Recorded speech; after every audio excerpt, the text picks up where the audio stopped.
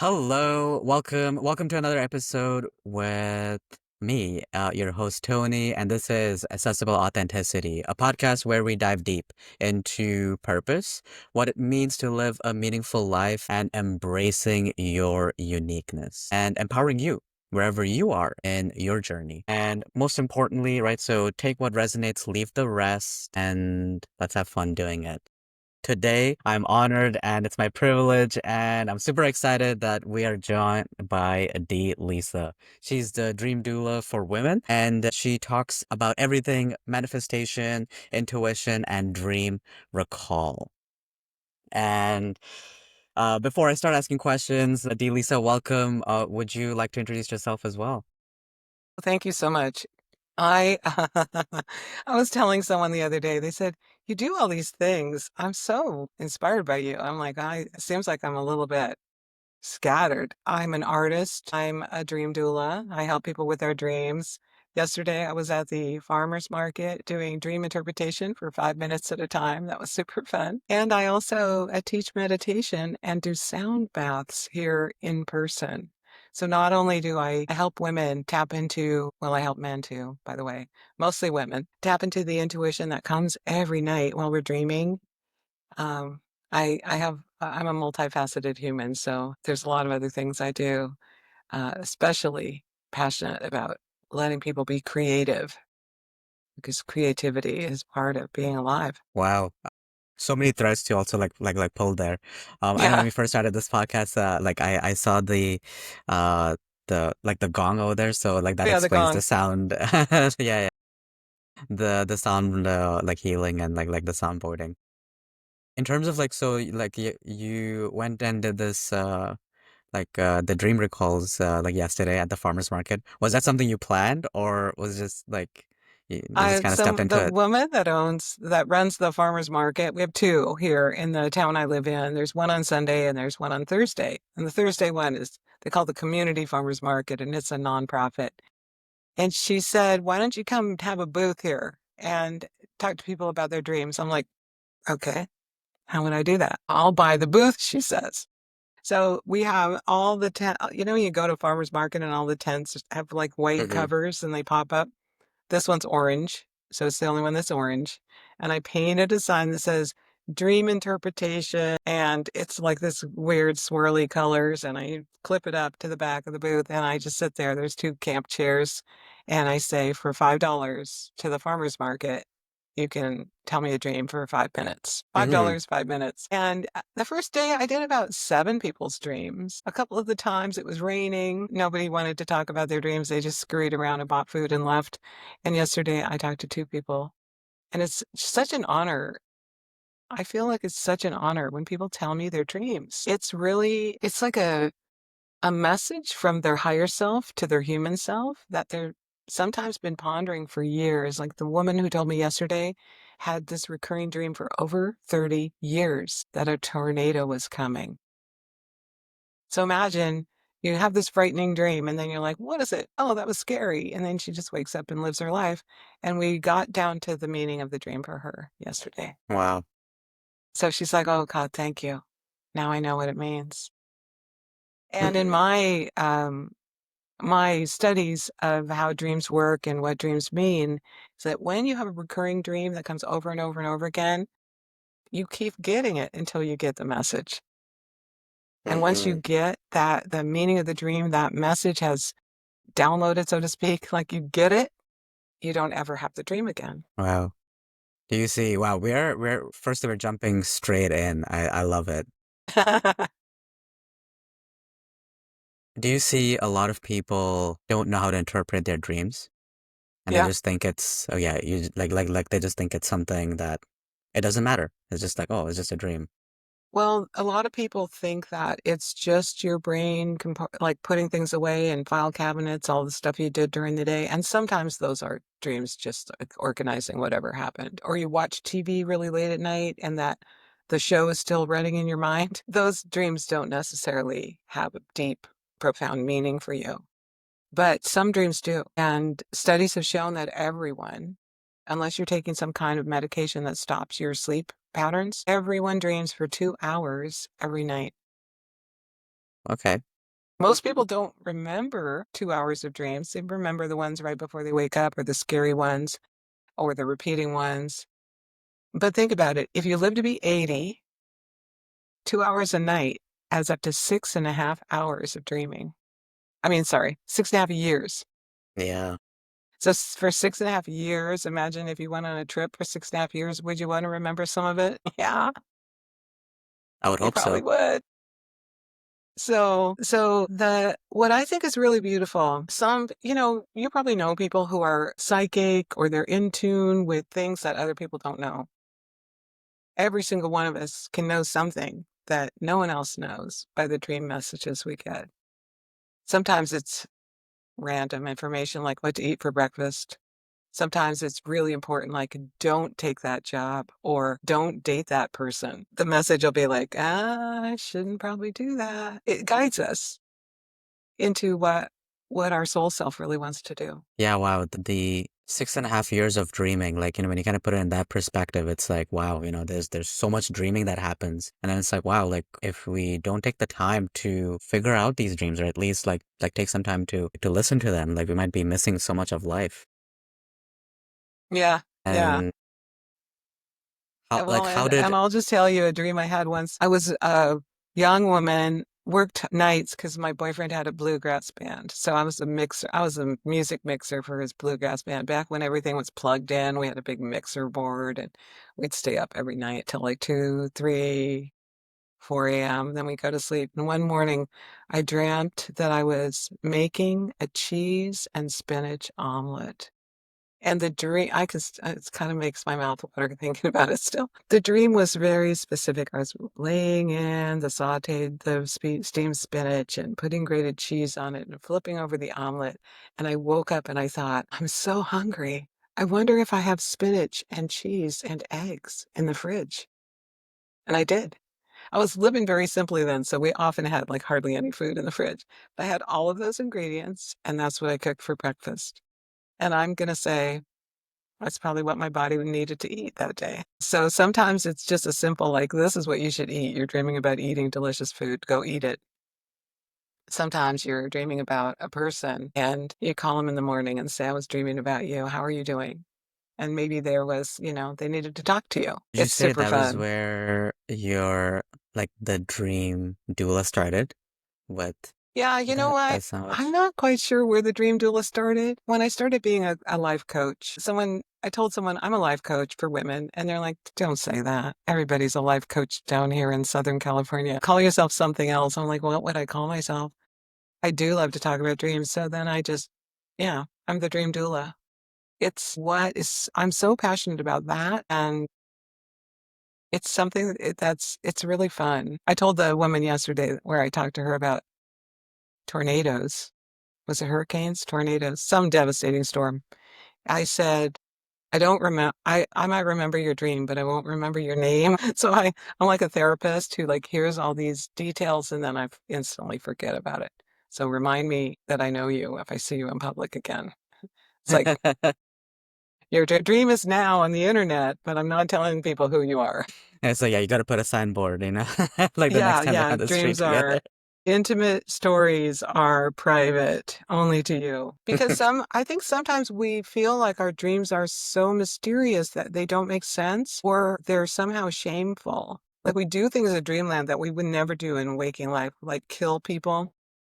Mm-hmm. And then you wake up and you're like, oh, I killed that person. What's going on? It's like a metaphoric death. You're really not killing that person. Yeah. One time I lived with a man, we were not a good fit. But we stayed together for 3 years, and I started dreaming I was killing him. First, I killed him with rocks, then I stabbed him in another dream.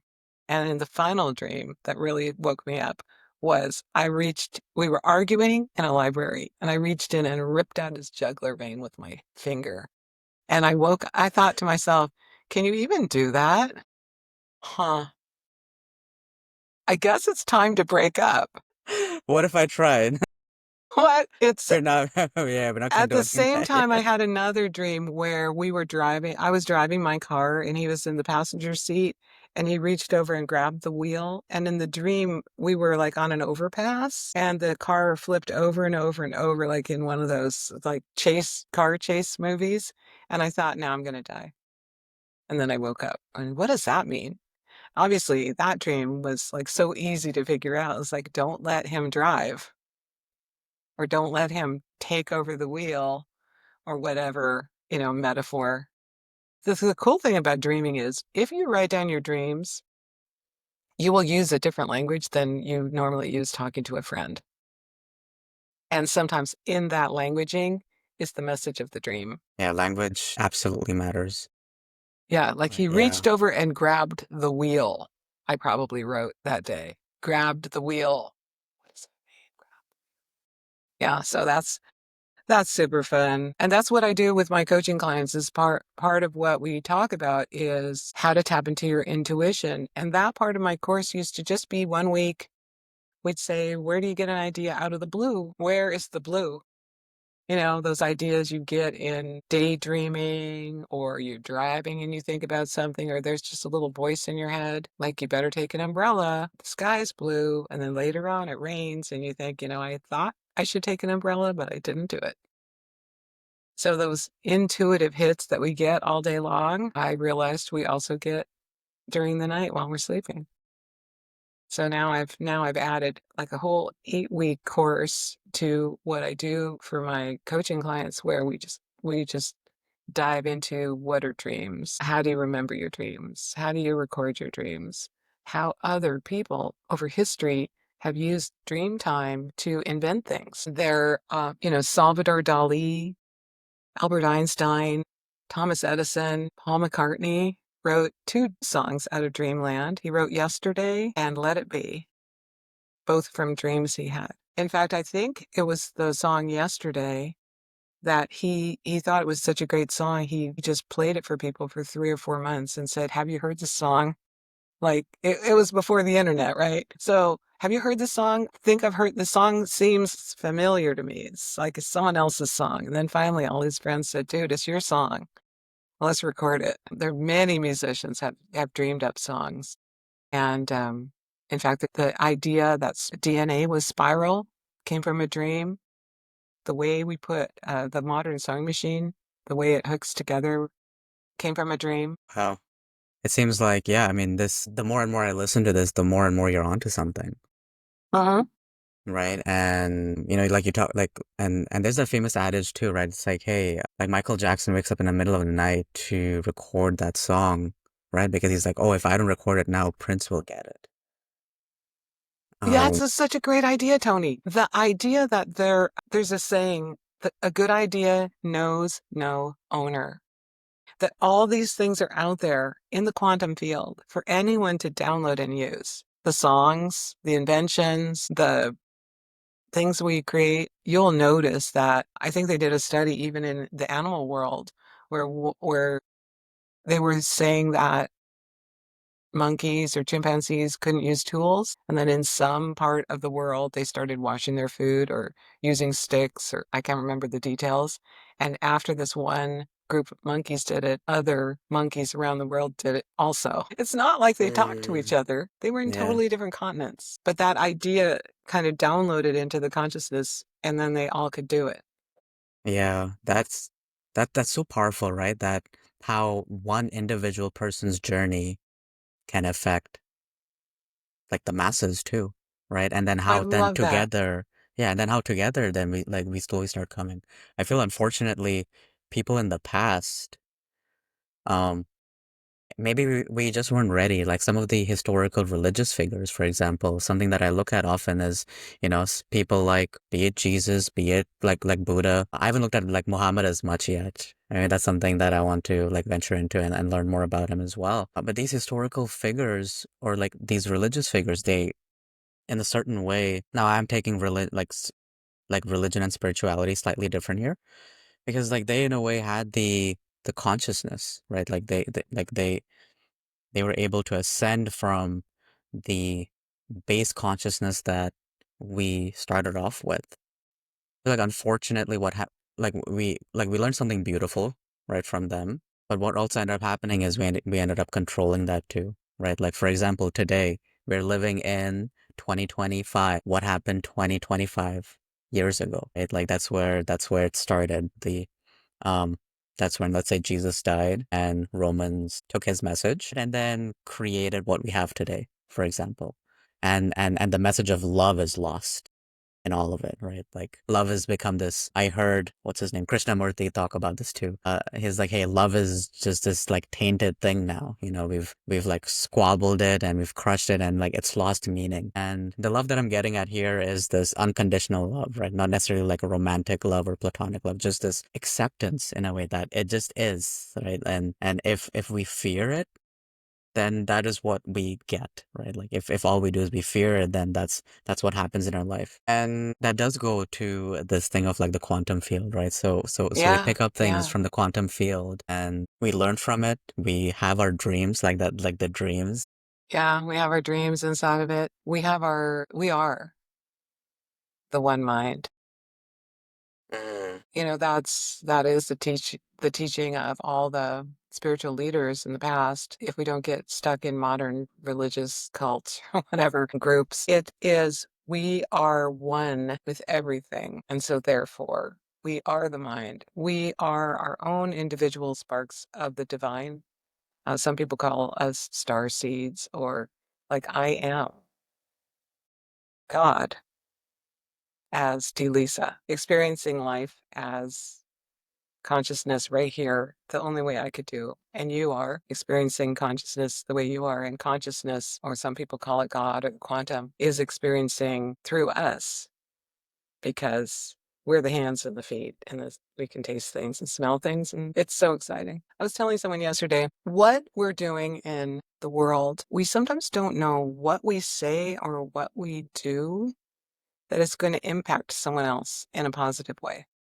For example, I had kind of a difficult relationship with the brother of the boy I lived with who had the bluegrass band. It's mentioned earlier in this show. We didn't really get along. He kind of didn't like me, and I didn't like. I don't know. I felt like we always had like butted heads like this. And I saw him 35 years later at a function, and he said to me, I just want to tell you how much you inspired me. I said, what?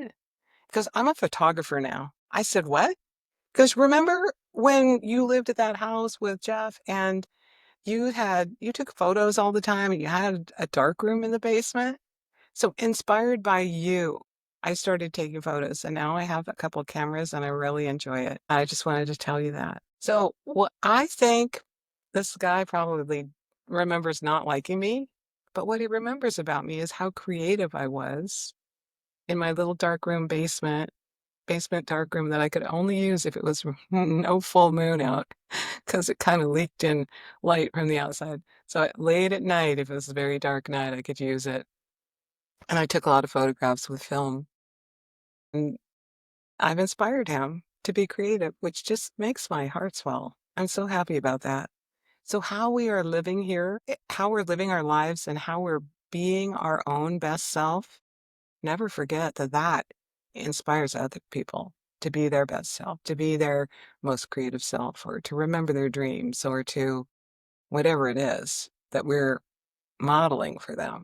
Even if we're doing it imperfectly, people are like, wow, you're an artist? Someone also told me the other day that she's very inspired by me because I call myself an artist. And then we started talking about how she plays the keyboards, but she doesn't call herself a musician yet. So Do I you think bet, that would be like preventing her because she doesn't call herself a musician yet?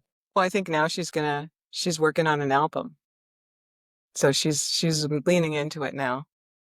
So she not only plays the keyboards, she has an accordion. I was like, oh, an accordion, how cool is that? So yeah, so while we're being creative, while we're just living our life, we're inspiring other people to live their life. Yeah. Wow. So there's so many threads. It's almost like all of these are like different dreams. No. There's two threads that I want to like navigate through. Okay. One is the thread that you just mentioned just now, which is that we inspire people in ways that we don't know. Like we might even think that, we're just like butting heads.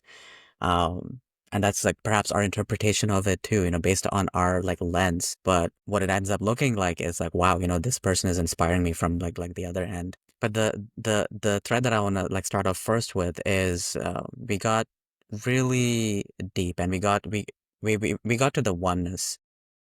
You mentioned that, hey, I am like I am God in this perspective. I am like paraphrasing here a little bit, right?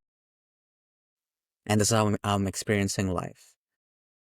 And when did we have hints of this throughout our life? When did this happen, would you say, for you? Like for example, for me, I have my I am statements, right? I make my I am statements. I'm like, I'm happy.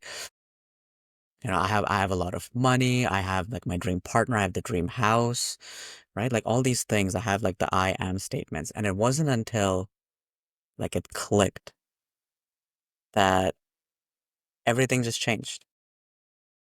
And then I could start to live life from a lens of like, whoa, all of this, all of life, all the ups and downs, including the downs. Like I always hated the downs. I was like, why is this happening? And I always ran away from it. And all of a sudden, in one split second, this is the one thing that didn't take time. It was just, this is, this is what I woke up to. I woke up to myself, and everything was part of it. That's beautifully put. You woke up to yourself because some people think this is a dream.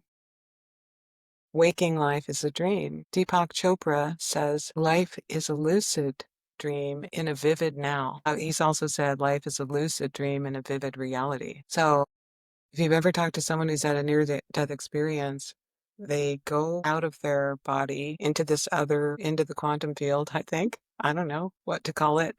And they say it feels like this life was a dream, and where they go next is real. That this isn't real. It's like a simulation or it's a dream and in a split second, you can wake up to the good things are good, the bad things are good, everything's good. It's all just a game we're playing or a play we're in, a movie, a lucid dream, whatever you want to call it. And you can say, I am. Whatever you say after that is true, will become true. Or what I think is interesting, what I woke up to this morning is like, I'm thinking too small.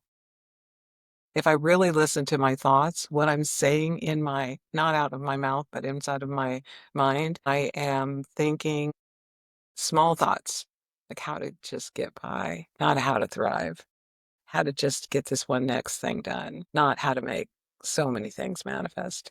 And so if I'm not fooling myself into thinking everything's awesome, I notice that my human brain wants to keep me in the same routine so I know what's happening next, so so life can be predictable. And that's, I think, where humans get stuck.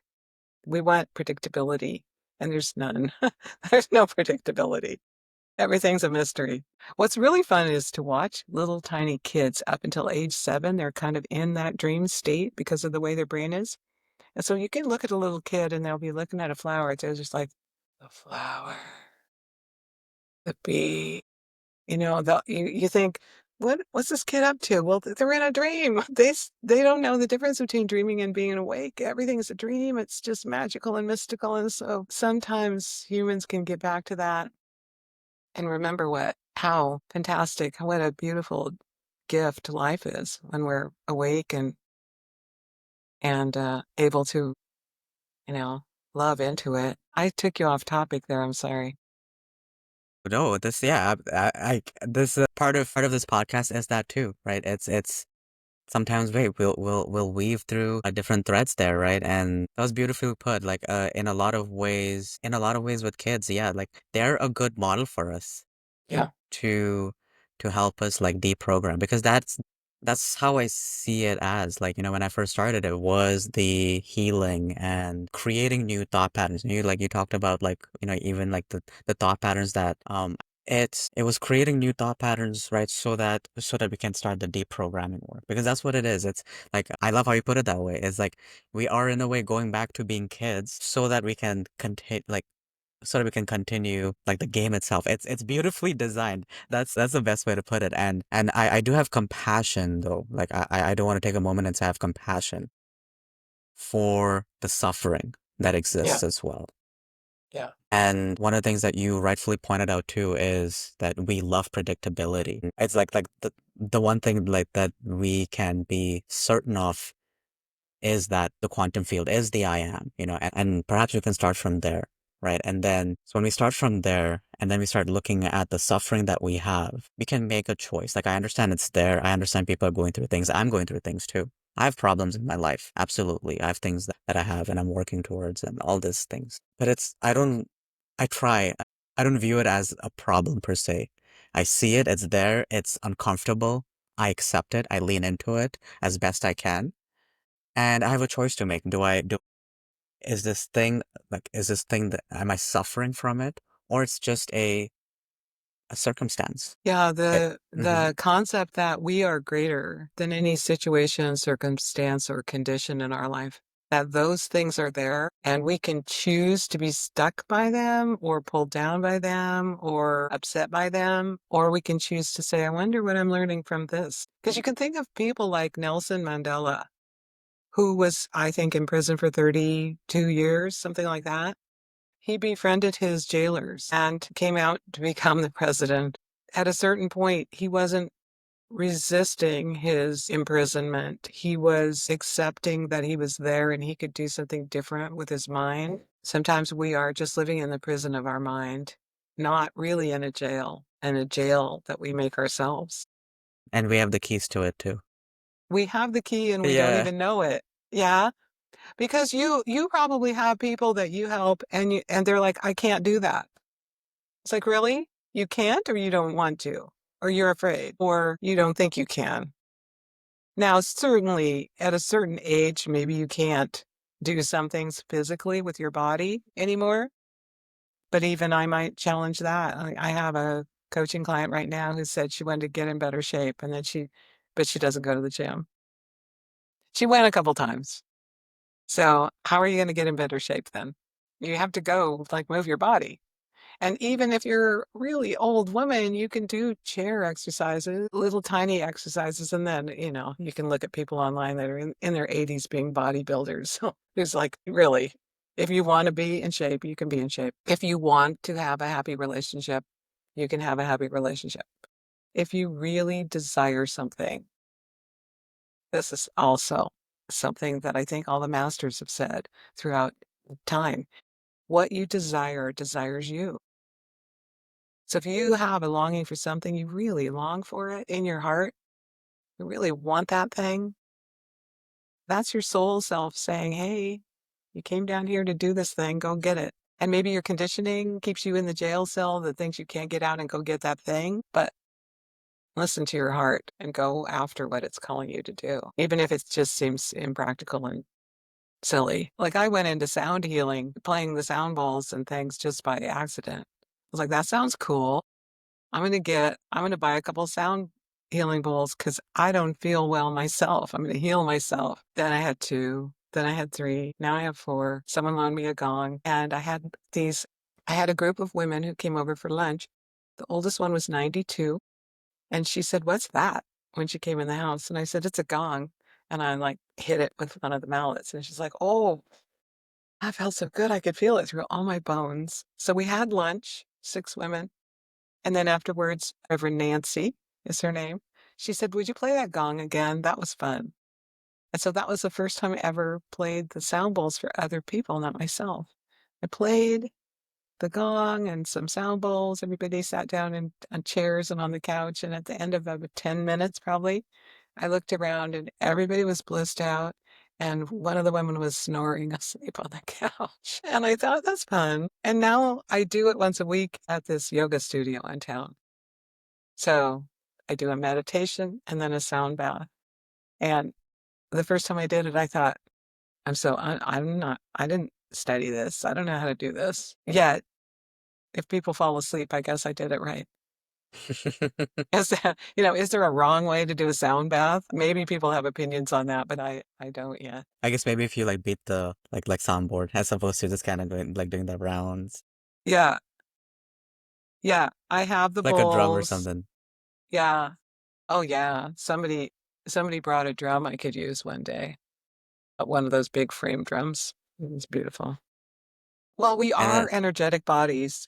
And if you look at science of the energy of sound, they can put sand on top of a drum and play different notes, and the sand turns into different designs. So you can actually see the design of the sound. So I'm sure that's happening inside of our bodies too. It's like reorganizing all of our cells, hmm making us feel Yeah, good. absolutely. Yeah, because as above, so below, and so Mm, below, so above, right? So our yeah, yeah. like everything that we're like our behaviors and things of that nature too. Yeah, very much so is happening at a cellular like level too. Yeah, one of the things like, from a dream perspective too. I remember last year I I had this dream. So like I went on this journey this last last year on learning who I am, right? Like the whole journey that we're talking about here, right? Of remembering like who I am, right? And it went into full effect last year. And I went to a Reiki session after going through like this like intense meditation space. And it's the first time that I gave Reiki a chance. And all my life before that, I was like, oh, okay, I don't know what this is about. Reiki, Like I don't know it's what just that kind of, is. yeah, it's just like moving your hands. Like I at least want a massage. Right. And I tried it out, and I remember, like, she mentioned, she's like, hey, take the next 2 days, kind of chill, right? Like don't do too much. And I was like, I feel fine. Like I feel good, right? Like I just feel good. But I'm like, I feel fine. It's similar to, when I have a meditation or I'm in a space, right, where people are vibrating higher. Like I just feel good. Like, and then I went about my day, and then that night went to sleep, right? And the first like dream I had, it was me, like I was in the like this car, and oh, here we have this thing called Evos, right? And it's sort of like a rental car. It's like a zip car kind of thing, right? So I can just like book it on the phone like whenever. And then so I'm driving, and then someone like hits the car or something, and then yeah, and then I have this like passenger come on, and then something happens. I end up killing the passenger, and I kill this passenger, and then I pause the car, like I park it, and then I go get another car, and then off I go, and I go to my parents' house in this dream, and then I'm telling them, hey, I did it, I killed someone, please accept me, and they couldn't, and then I wake up, the door literally like the door, the bedroom door opened, and that woke me up. But wait, Yeah, who opened the door? It just opened by it itself. just opened by itself, like it just opened by itself, right? That's such a And great metaphor. and also it happened. Like it literally happened. It wasn't even just a Yeah. metaphor. I mean, it's a good metaphor, but it actually happened. And Yeah. I woke up and I was like, thank you. Thank you. That was a dream, because actually I was like, thank you was a dream, but I also, it was like I did it. It was like I have to accept that I killed this person, that I did kill, but I did me. And then that got me thinking into past life, that maybe this happened in a past life, and it's something that's waking up, and I needed that experience, because Okay. it felt, some kind of way. Like I felt it, right? And then yeah, just to finish this one. So, and then I went back to bed. I was like, oh, okay, I'm glad. Go back to I'm sleep, glad. huh? Yeah, this is a lot. So I go back to sleep, and then I have another dream. And this one felt like a dream now. This one felt more future based. And this one was is the scary one. This one was like I'm just there. I'm like I'm on stage, and I'm talking, I'm speaking, and I see just like tens and thousands of people that I'm speaking to. And I was like, whoa. And then there was this voice that came in that was like, this could be like, did the voice come in? Actually, I woke up and I was like, whoa, okay. Like, I woke up again after like whenever. I don't know how long like these dreams are, but I woke up again and I was like, wow, okay. I'm this that could be the future, and that felt more Love like it. a dream. I love it. Well, you want to go into the dreams with me? I'm going to ask you a couple questions. Okay, okay, let's go. The first dream, let me see if I got this right. You're in a car. Are you driving passengers around, or you're just driving somewhere by yourself and suddenly there's a passenger? Yes, yeah, Okay, so you're driving this yeah, car and now there's a passenger and you yeah. kill There's some kind of car wreck. You kill the passenger. Or do Yeah. you actually like choke them or smash them somehow? They get killed in the accident? You don't know. No, they don't get killed in a car accident. I killed them. I You killed kill that them. person. Okay, Yeah, so I killed. Yeah, there's a passenger in the car. yeah, yeah, You kill them. yeah, Then you just get another car and drive to your parents' house yeah. and tell them, I need to tell you I killed this person. You need to accept me, and they can't. Yep. That's what you said to me. They Yes. can't accept you because you've killed this person. Now, I do know something about you that you have changed your name and you've changed kind of who you are a little bit. And do you think that this possibly resonates with your parents not accepting the fact that you killed someone? Some people think every person in the dream is you. So did you kill a Mm, former who you used to be? And then you went to tell your parents, but they don't accept I see why they call you the Dream Doula because now that. I can actually say that, right? Like I went to India later, like in December. So this dream happened, let's say, it happened in April. It happened in April. And then I went to India in December, and that's when I changed my name to Anthony. It's my middle name. And one of the things, like I I got into it with my folks. Like I love them. Like I just want to put that disclaimer in. Like there's no hate or anything. Like again, everything was part of the journey, right? So, but in that moment, we had a tiff, and my mom was like, "Hey, like I don't even know who you are. Like, can you just go back?" Right? Go And back. yeah, and Yeah. then Yeah. that's kind of like you're talking about, right? So it's like, yeah, I went to them with this, and they couldn't accept it. Yeah. Yeah, Yeah. so Because that's on beautiful. some level, you killed your old self to create Hmm. your new self. I mean, and the dream is like, you killed someone, but Yeah, I'm going to imagine that someone was you, the old you. yeah, that's beautiful. That's beautiful. We can absolutely like leave it at there. Like one of the things I wonder because of consciousness and I wonder because it was so strong. And at that time, I was like, I was having trouble and struggle with the concept of reincarnation. I wonder if that was me getting a past memory because both those dreams felt very different, right? This one felt like a lived experience. And then the second dream felt like a dream. Typically like, oh, I'll just wake up and it's like, oh, wow, that it was something more like in the mind. Yeah. Yeah. So yeah, I just kind of, Only you can answer that question. I tell people if you have a dream and you want to know the meaning of it, the only person who knows the meaning of it is you. People can give you their hmm, suggestions for possible things it could mean, but you can accept that or reject that. that's And I love the beautiful. other dream you Yeah. shared. You're speaking in front of thousands, and you hear the voice in your head that says, it could be. It could be. I want to be there in the audience. Invite me. Oh, absolutely, absolutely. Yeah, absolutely. Why not? Actually, no, not why not. Like it started like Right on. Yeah, I want a front row yeah. seat. Well, even better. I'll do a VIP one. Okay. And so oh yeah, and then so the one question I did have was early on, right? So it's your journey and then coming to this like recognition of I am. Like how was that for you? Like could you talk a little bit about that and your process and your journey in identifying the quantum, identifying that I am, and then living from this space? Oh, thank you for asking.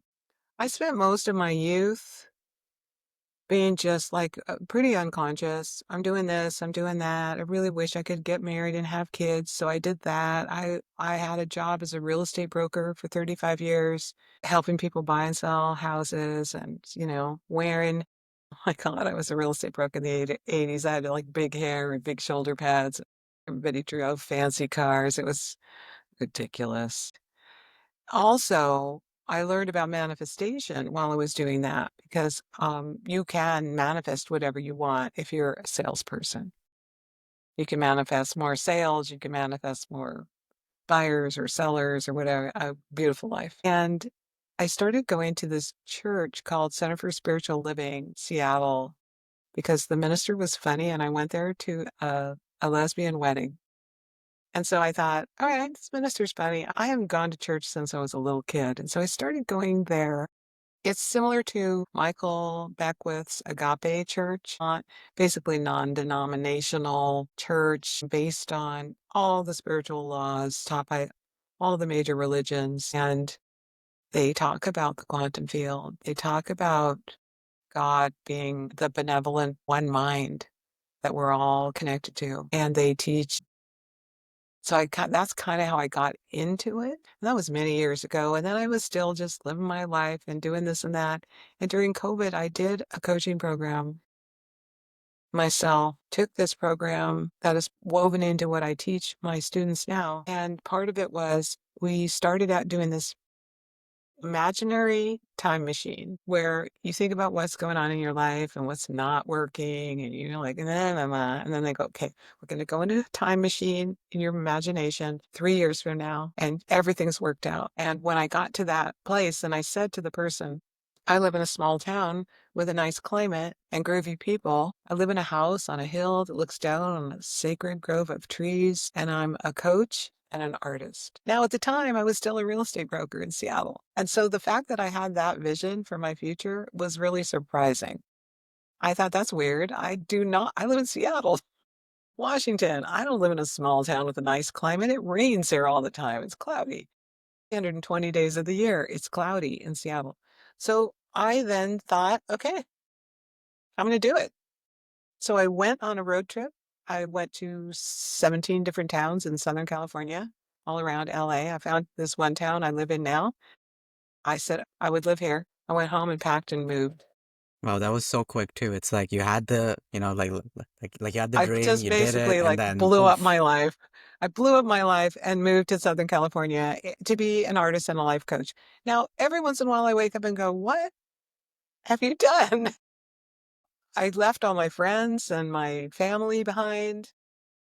I didn't know anyone when I moved here. And now I'm dreaming up my life every day. Living in, and of course, you mentioned Krishnamurti earlier. There's the Krishnamurti Foundation is here in town. This is like his place that he lived and taught.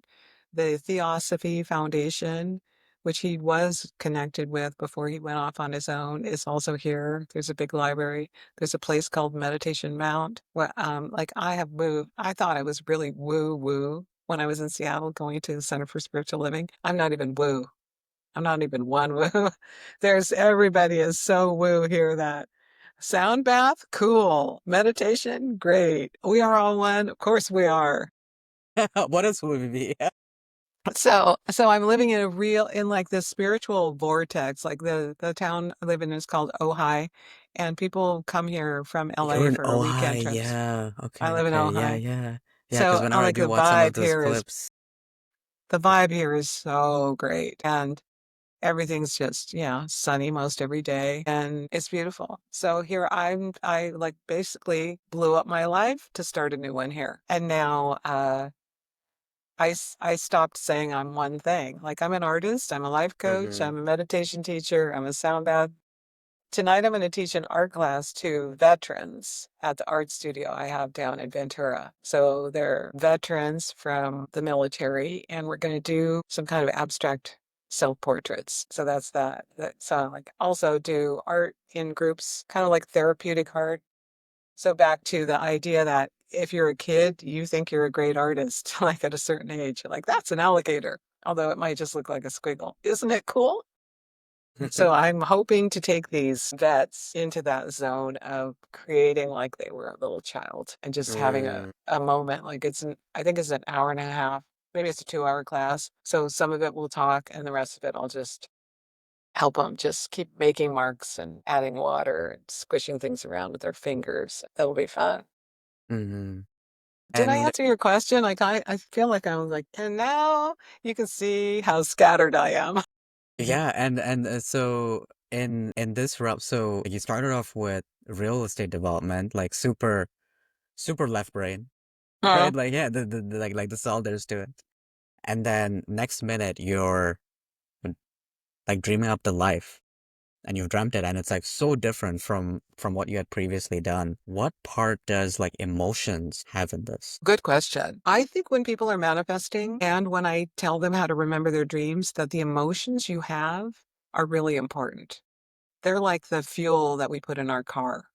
So if you have this emotion of fear, you can also say to your body, wow, this feels like excitement. My heart's beating fast. I'm kind of tingly. You could say I'm afraid, or you could say I'm so excited. So the emotions of moving here, the emotions of living my life, the emotions we have inside of our dreams are telling us something. And you've probably seen there's like a pyramid of different emotional states. Joy is like at the top. Right. Joy, excitement, love, peace. Down here is like fear, resentment, anger. So all Shame. those low vibe emotions, you notice how you feel that way inside your body because it gives you a body sensation. You feel icky. Or some And people most men feel don't a want to feel stomach. icky. No, Yeah. but most of us are trapped in this prison of our own mind where we feel like that's just life. My mother, bless her soul, she's passed over, but she would say something that was like similar, regular. Her thing was, that's life, which meant life is hard and you just deal with it. Instead of, ooh, let's do something better. She was kind of like pushed down, pushed down, pushed down, pushed down until she just stopped asking for what she wanted unless she thought she could easily get it. And we know, And I that's think we know people like that yeah, everywhere. yeah. I mean, I was absolutely one too. Like yeah. Right? Like it's just like I stopped asking and like the reason I also ask about emotions is because as you mentioned, yeah, it's like it's like you have to feel it, like even for manifestation. For a lot of times, especially I mean, this happens more for men, absolutely is we want to just bypass it. Yeah. Right? Like we're like, hey, okay, I know consciousness now, I understand it. Okay, so let me just bypass let me just bypass emotions because I don't want to feel it. And the emotion that most men would say, oh, like what emotion do you feel, right? It's anger, Yeah, it's right? it's totally okay for men to have anger. When Hmm. women have anger, we're called bad words. Mm, You are, you know what I mean. yeah, yeah, In fact, when women get angry, they often cry. And when men get angry, they often yell. So if you're in a negotiation with women and men together, I was taught when I was a real estate broker that if I was going to cry in a big meeting, I would lose. So if you don't want to cry, you can swallow. They said, take a drink of water. I've tried it and it works. It's so sad that you can be taught how to not cry and yeah. not have your emotions. I mean, it's not always appropriate to have your emotions. The thing I heard the other day too, Tony, which I think is so interesting, is that someone who's a neuroscientist said that our right and left brain and our prefrontal cortex don't always connect to talk to each other. For women, they can be thinking and having a feeling at the same time. Men can only do one at a time. They can think something or they can have a feeling, but they can't be thinking while they're having a feeling, I almost want to which try it I out. thought was fascinating. And Yeah, yeah. she said, in her studies, unless you're gay, left-handed, or Latino. There's no way. That's what she said. And so I think someone asked her, like, what if you're all three of those? Then you can. So she goes, in my study as a psychologist, psychiatrist, or whatever. So, but I think that there's a different way that men's brains really are wired that where they can have emotions, but they are not really thinking at the same time. They're just having that emotion. Yeah, that's super interesting. Just from my experience, right? It's the programming that's happened, right? Like you talked about crying, right? Like, Boys don't yeah, cry. boys don't Boys cry, don't right? cry. And it's like, and if you want to get a boy to cry or a man to cry, we don't do anger. Absolutely, you do shame, right? You make a Yeah. man feel shameful, and yeah, it'll start, right? Absolutely, right? So we all like we have our points, It's again, right? Like we're all one, but then as we individuate, right? We have these. It's the yin and yang, right? Like it's still possible. It's still there. So yeah, so a huge thing for me was that, right? Like, hey, yeah, you don't cry. You're supposed to be tough, right? Like Yeah. Yeah. and Boys don't cry. Be yeah. tough. Don't show your emotions. And let's talk about shame for a minute. Mm. Shame is just telling yourself a story about something that happened, right? Telling yourself that you were bad to do it or that it's shameful. I think a lot of children were controlled by their parents by being shamed. My mother used to say, shame on you. Yeah. Like like, she's getting the shame on me. I'm like, "I knew something bad was gonna happen," and when she said, "Shame on you," instead of the thing that I tried to do with my children was to call them to a virtue. So you can say, shame on you, you ate that chocolate you weren't supposed to eat, instead of saying, I would like you to be respectful and share that chocolate. See the difference? Like one is like, hey, here's how I want you to be. And one is like, here's how I don't want you to be. And you're bad. Yeah, and then absolutely right, and then people end up taking on that identity, right? Yeah. Especially like parents, right? Like it's the mom's and dad's voice, right? That becomes the critic, right? And Or your coach's voice or your teacher's voice. I'm often, when I'm in my painting studio painting something now, I'm painting abstract paintings now. So is there a right way or a wrong way? In my mind, I hear my art teacher's voice going, I don't know, where's the darkest dark? Are you sure you want to put that color next to that color? Where's the soft edges, the hard edges? I'm like, Gary, you're in my brain. You're in my mind. I am editing myself and maybe shaming myself for doing something wrong instead of being in that zone that I like to take people in when I'm teaching an art class, which is like, just play around. Like, there's no wrong way. Who cares? We're going to throw it. I started doing art classes where I say, we're going to make art, we're going to throw it away. And then I thought people would be like, wait, what? I want to take it home. That gives them so much freedom. Like, we're going to throw it away so you can make it however you want. You don't have to call it good or bad. If you love it, take a picture of it. Otherwise, it's going in the dumpster. there's so much freedom to that too. And how did they react to that or respond to Everybody that? loved it. A couple times we did little small pieces that were collages, and one of the people wanted to take it home. I said, "Okay." It seemed like a special thing. "Can I take this one home?" I'm like, "Okay." But Yeah. that pressure to make something in an hour or 2 hours that's museum worthy, that's too much pressure. Even if you're a trained artist, like, you can't make something beautiful and like that. You gotta maybe take weeks or months or years to make something beautiful. And maybe something will automatically come out that's cool, and maybe it'll just be something you should throw away. But getting into the zone of making it is the thing, the emotion of being in the creative space. hmm And that emotion, absolutely, right? That for so long, and it's so unfortunate, and it sucks that we've lived in a world where it wasn't acknowledged at all. Like it's so terrible that, you were trained, to sip water and, instead of just like Yeah. just having a little like, for yeah, there's there's beauty in the moment emotion. And if it is a tear, it is some sadness. Anger gets a lot of hate because it's a lot of repressed anger, right? It's not healthy anger that we see. Every time we see anger, it's like a explosion. We don't see just the like Yeah. immediate. Same with, like the crying too, right? Like it sucks that that's the patriarchal world that was built where Hmm. emotions had no space. And it's like, hey, you just have to swallow it because at the end of the day, what gets suppressed doesn't get expressed, and then it just ends up living here. Yeah. It's stuck in our bodies. It's making us ill. Yeah, A so lot of times for women, when they have anger underneath it, is deep and profound sadness. It may or may not be true for everyone, but you're angry about something. And then if you really go deeper, like, what am I really telling myself? What am I really thinking about this? You're sad. You're sad that something didn't work out. You're sad that you're not the first person in the road at the stop sign or whatever. You're mad, but you're really sad underneath the mad. and that's such a great reminder too, like for the people that are watching this too, that if you are feeling sad, it's okay. If you are feeling mad, it's okay. Like it's a healthy thing to have emotions. Men, women, what have you. And they like, thank you for like expressing that too. And sharing that here.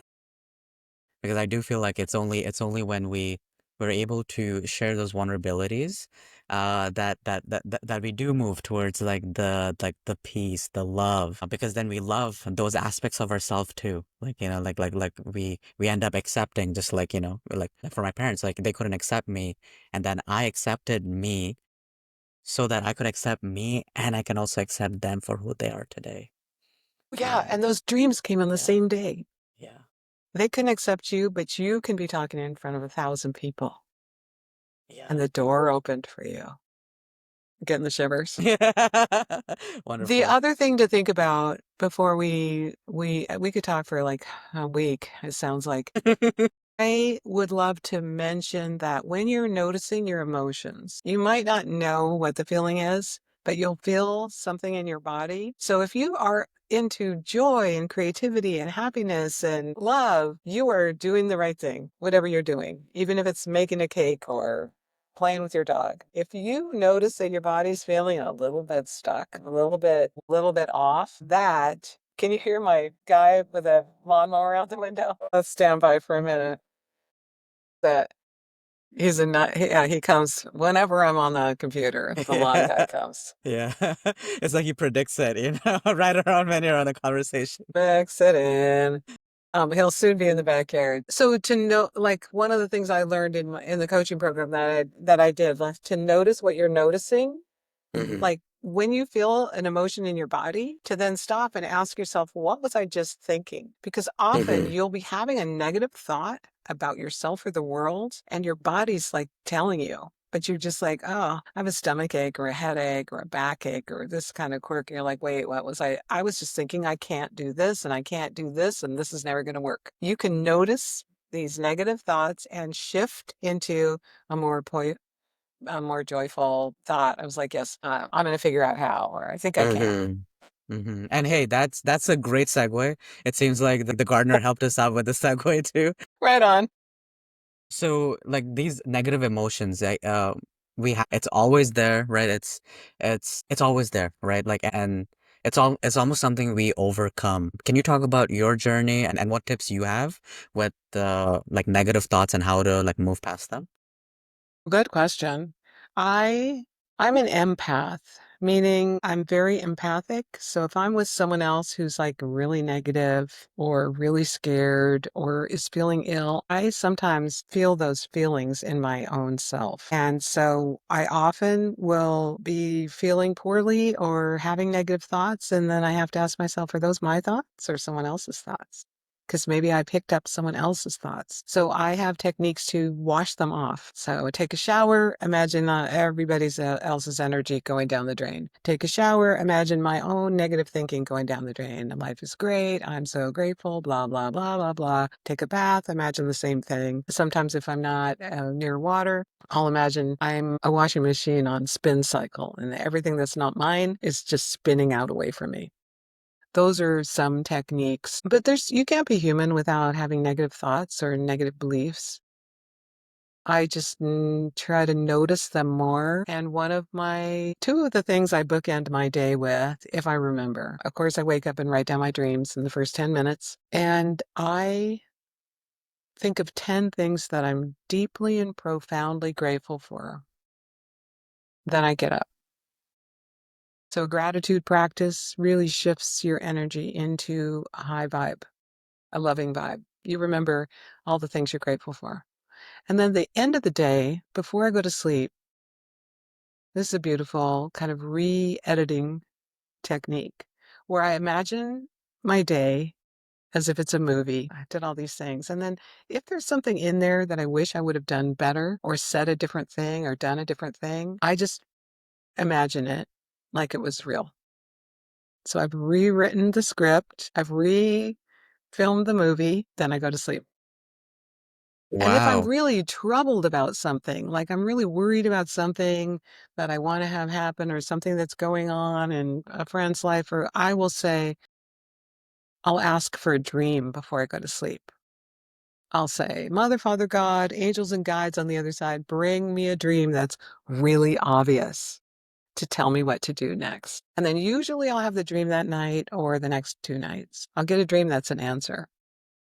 And it might be really mystical. Like one time I was super worried about something. What should I do? La, la, la. And I want to have a dream. And in the dream, I'm looking down a dark hallway and there's a lit room at the end and music playing. And I see my parents slow dancing. Then I wake up. I'm like, what was that? How was that an answer to anything? Now, my parents are both passed over. So on one hand, I think, okay, I hope they're dancing in dreamland, or like in the quantum field. If you can do that, cool. And also, I thought, well, if I did know the meaning of this dream, what would it mean? it probably would mean, well, what's slow dancing mean? What's dancing at all mean? It's like, just relax, girl. Everything's cool. And so I was like, I think sometimes we get ourselves all worked up about something, thinking it's not working out when it's really everything's lining up. Everything does line Everything's, up. Yeah. Like one of everything's, the cool things, yeah, that you yeah, mentioned too is that the reprogramming that you do, like the re-editing, right? That's a subtle but super profound, right? Because right before we go to bed or like in sleep, we know this that our memories, like our brains take our memory, like the memories of the day, and then like decides what to do with it, right? So yeah, now that you've done this re-editing before bed, yeah, now you have a memory that is moving you towards that like the life you want. exactly. That's so beautiful. And Because so it sounds like we can just go over and over like the things we did wrong while right. we're dreaming if we're just like go to sleep all troubled. Yeah, absolutely. Yeah, and the things with the like the trouble too, like if I'm trying to um like figure something out in life, like a job, a like business, like a relationship, what have you. I have this thing where because we have also like there's a lot of like negativity too, and like people do go through there's also a lot of manipulation in life, too, right? So some and I've been victim to it myself and I've been the person doing it too, right? And in the situations where I find myself in that space of like, okay, I don't know, I do something similar too. I'm like, hey, you know, show me the truth in a way I can't miss it. Mm-mm. Show it to me in a way where I'm open to receiving it, and may I reflect on it. So these four, right? Like I'll just say that, and Beautiful. then in some way, shape, or form. Sometimes it's dreams. Sometimes it's something someone will say when I'm just outside, and it'll just like click, and it's like, oh, I love okay. that. Yeah, because life is all around us. Maybe it's a book that you see in a store. hmm Sometimes people are like, this book like fell off the shelf. And then I picked it up. It was a perfect book. Yeah. Or or you're thinking about a person and you want to talk to them, but you didn't send them a text and you didn't call them yet, but then you see them in the parking lot of the store you're at together. You're like, wait, I was just going to talk to you, and here you are. Right. I love how life just brings us what we're ready for next. And the thing that it's always doing that, always. Life is always for our benefit. We just sometimes don't see it. We're rejecting it. We're it's And like we have yeah, dark glasses on, but if we take them off, we can see everything. and that is key there. I absolutely want to like emphasize this too, that life is for us and everything is Yes. happening for us. Like that thing that you said is beautiful because yeah, it's like unfortunately, a lot of thoughts, a lot of beliefs are that it's opposite. Yeah. And yeah, life is for us, totally everything. And that book falling is part of the journey too. Yeah. Yeah. This is I'm curious on how you're gonna answer this question. How does one cultivate intuition while being mindful? We have to, the idea that we get intuition through multiple different ways, and you have to know the voice of intuition versus the voice of your own fears. Because some people think their intuition is their inner voice telling them to be afraid of something. Your own fear voice is loud and frightening and scary. And the sound of your intuition is quiet and calm. It's like an inner knowing. It's never going to scare you or shock you. It might surprise you. But for some people, they hear a voice. For some people, they just suddenly know something. For other people, they can see it in a vision or a dream. You might hear it, you might, maybe it's the other senses. So our intuition, some people tap into it with, pulling a card or throwing the I Ching or, having some kind of help to guide your intuition. I remember flipping a coin. Now, someone says, hey, do you know what to do about this or that? And you're like, no, I don't know what to do. But then, let's flip a coin. You flip a coin and suddenly you're like, no, I'm going to flip it again. Okay, you pretty much know that you didn't want that answer. Two out of three. Five out of seven, you know what to do. Someone asked me once recently, what should you do about this or that? And I was like, I don't know. And then they said, if you did know, what would you do? It's a beautiful way to trick someone into knowing that they actually do know. Well, if you did know the answer to that, what would it be? Because suddenly you'll get the answer.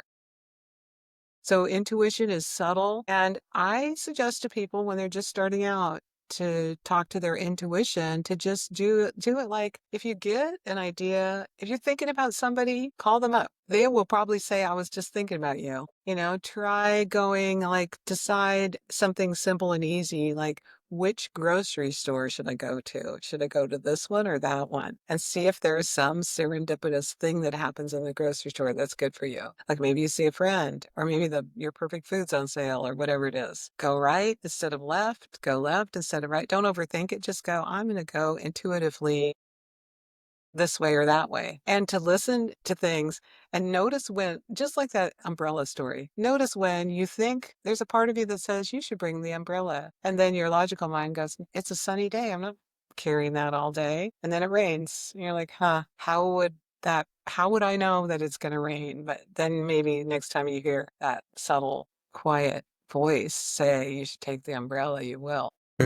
Wow, yeah, I there's once heard a policeman do a thing for real estate brokers. I didn't know it, but if you're a real estate agent, it's one of the most dangerous jobs. Agents get killed. So he's like, here's how not to get killed at work. Don't meet strangers in vacant houses without telling your friends where you are, and this and this and that. And he says there wasn't one time in his police career, he was a veteran of like 25 years, that he went to a crime scene and the person didn't say, I knew I shouldn't have dot, dot, dot. I knew I shouldn't have walked down that alley. I knew I shouldn't have hung out with that guy. I knew I shouldn't have opened the door. Right before a crime happened, people got an intuition about not doing the thing that got the crime happening. So we all have intuition. It's just whether we're listening. well put. Well Just put. saying, practice with the baby steps. Yeah, so with this question here, actually, yeah, like a few things that, like as you're wrapping up here is one is like having the dream journal, right? And having these like 10 things to be grateful for towards the start of the day. And then towards the end of the day, taking that time to re-edit and just envision the day as how it went. And then the things that may have not gone too well, what that would have been if it did go well. Senses are huge too, right? So this is at the point where we're like talking about, how to live, how to be intuitive yet be mindful, right? And senses are a big thing here. Resistance as well, like leaning into the resistance as opposed to away from it, right? That's the coin toss, right? That's why we don't do just one. That's why we do like three different, like the best out of three. That's something that I do all the time too, right? It was like, hey, let's do rock paper scissors. Oh, the first one I lose. Okay, I'm gonna do it let's do best of three, right? Then suddenly you're like, oh, wait, I know what I should do. And then the last one is just that because we know it, right? Like we already know the answer, and it's just something that we are not privy to because of the lens that we're wearing, and that's where listening comes in, being able to listen. And wow, thank you so much for sharing your gifts here. I know, like for me, this has been something to work on as well. Like working on, like I know my intuition, like I know it's there, but it's being mindful as well. Because as a man, like I am very like just like, oh, like we shouldn't move like on the sides or anything. So I'm learning more and more to continue going on my road while also being open and listening to the different senses and the different and the resistance of me, I guess, in different ways, and accepting it on my journey of building like my online business, like a podcast, like getting more followers, more money, like all this, and family, all that. So thank you for taking the time today. So as we're wrapping up here, like DLisa, yeah, could you tell us? So I know one of the things that you do, yeah, like you do manifestation and intuition. Could you tell us where people can find you so they follow you and then see your journey? Thank you, Tony. Thanks for having me. Well, we had such a fun conversation. We went everywhere. Everyone, you can find me everywhere at DLisa Dream Doula, at DLisa Dream Doula on TikTok, Instagram, LinkedIn, Facebook, and YouTube Shorts. I do also have a podcast. Depending on where you find that, it's called Spilling Tea with D or Spill Tea with D, but it's also on my DLisa Dream Doula YouTube channel. And it's been an honor and a pleasure to speak with you today, Tony. Thank you so much for having me. You're so welcome. And that is an amazing title too, like spilling the tea. I always want to know what the tea is about. So everyone, yeah, yeah, let's absolutely, yeah, you can go follow her on the places that she mentioned. And the last question here, DLisa, that I have for you is, how are you? I'm fantastic. I'm fantastic. Thank you for asking. You're most welcome and fantastic. That's how we'll end today. Thank you everyone for joining us. You'll see all the links like below in the description here and have a wonderful rest of your day. But that's stay blessed.